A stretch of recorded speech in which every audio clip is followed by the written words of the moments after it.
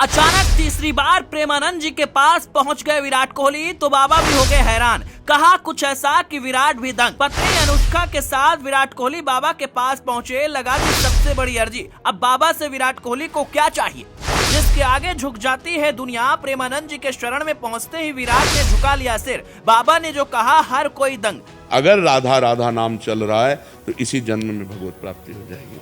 Virat Kohli cricket की जगत का एक ऐसा नाम जिसकी चकाचौंध में दुनिया के बड़े बड़े खिलाड़ी पीछे छूट जाते हैं। विराट कोहली ने टेस्ट क्रिकेट को हमेशा के लिए अलविदा कह दिया। पहले रोहित शर्मा ने टेस्ट क्रिकेट को अलविदा कहा था और अब विराट कोहली ने भी टेस्ट से दूरी बनाने का फैसला किया। लेकिन इसके बाद जो कुछ हुआ उसके बारे में जब आप जानेंगे तो हैरान रह जाएंगे। विराट कोहली ने तो इंस्टाग्राम के जरिए जानकारी दी थी कि वो टेस्ट अब नहीं खेलने वाले हैं, मगर अगले ही दिन विराट कोहली जब प्रेमानंद जी महाराज के पास पहुंचे तो दुनिया दंग रह गई। विराट कोहली पहले भी 2 बार प्रेमानंद जी की शरण में जा चुके थे। उन्होंने जब जब बाबा के दरबार में अर्जी लगाई, जब जब उनके पास पहुंचे, तब तब सफलता ने उनके कदम चूमे। लेकिन पहली बार था जब क्रिकेट के एक फॉर्मेट को अलविदा कहने के बाद विराट कोहली बाबा के शरण में पहुंचे हुए थे। प्रेमानंद जी ने जैसे ही उनको देखा वो मुस्कुराने लगे। और पता है, सबसे पहली बात जो प्रेमानंद जी महाराज के मुंह से निकली वो यही थी, अब तुम्हें कैसा लग रहा है?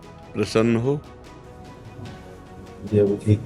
इसका मतलब बहुत है, इसके मायने बहुत है। ऐसा लगा कि जैसे बाबा को सब कुछ पता था कि उनके अंदर क्या कुछ चल रहा है। प्रेमानंद जी की बात को सुनकर विराट कोहली मुस्कुराने लगे और फिर उन्होंने सिर झुका दिया। ये बताता है कि विराट कोहली के लिए प्रेमानंद जी महाराज कितने मायने रखते हैं। विराट कोहली एक ऐसा नाम जिसने क्रिकेट की दुनिया में सब कुछ कमाया, लेकिन विराट कोहली के लिए टेस्ट क्रिकेट अब सूना पड़ गया है। अब वो कभी भी इस फॉर्मेट में खेलते नजर नहीं आएंगे। अगर विराट कोहली की बात करें तो विराट सुबह 6 बजे ही प्रेमानंद जी महाराज के आश्रम पहुंच गए थे और करीब वहां से 9 बजे निकले, यानी 3 घंटे का समय उन्होंने आश्रम में बिताया। और उसके बाद कोहली बारहा घाट के निकट रहने वाले संत प्रेमानंद जी के गुरु गौरंगी शरण से भी मिले। याद दिला दें कि ऑस्ट्रेलिया के दौरे से लौटने के बाद विराट पहले भी वहां पहुंचे थे। बॉर्डर गावस्कर ट्रॉफी के पहले मैच में शतक लगाने के बाद उनका बल्ला शांत था। जनवरी 2023 में भी विराट महाराज जी के शरण में पहुंचे थे, उनसे बात की थी, उनके बल्ले से फिर उसके बाद रन निकले थे। लेकिन हर किसी के जहन में एक ही सवाल है कि अब तो विराट कोहली टेस्ट से संन्यास ले चुके हैं, T20 से संन्यास ले चुके हैं,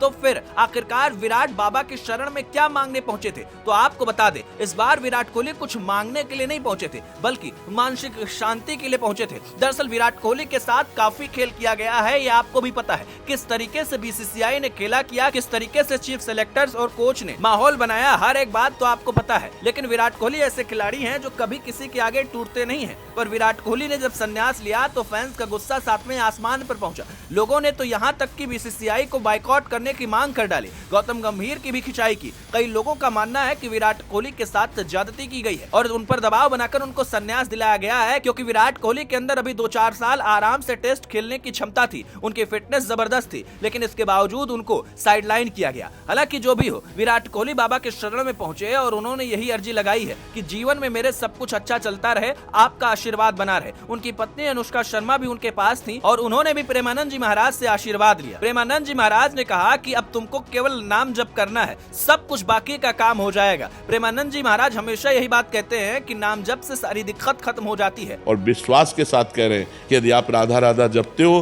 तो इसी जन्म में भगवत प्राप्ति हो जाएगी। क्या आपने भी कभी ऐसा महसूस किया है कि नाम जपने से आपका काम हुआ है? अगर आपके साथ ऐसा हुआ है तो कमेंट करके जरूर बताइएगा।